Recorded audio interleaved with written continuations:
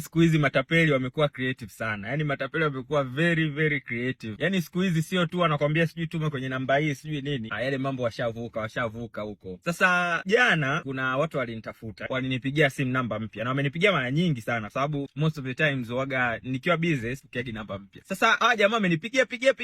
Nikasema ngoja nipokee. Nikapokea, wakaniambia sijui mimi naitwa sijui Dr.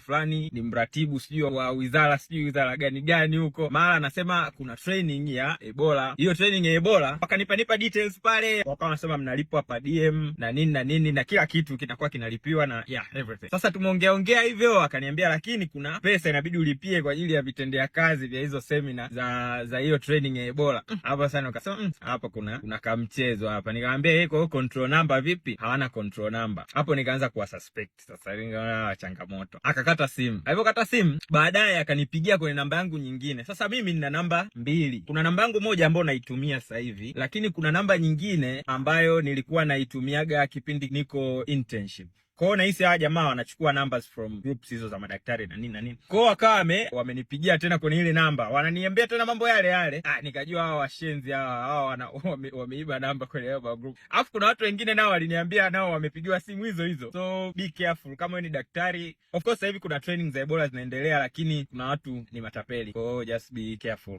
Watu wamekuwa creative sana. Matapeli yani siku hizi wanakutengenezea kasinerio kabisa ili wakuchape. By the way, Eid Mubarak. Muwe na siku njema. It's a free day today.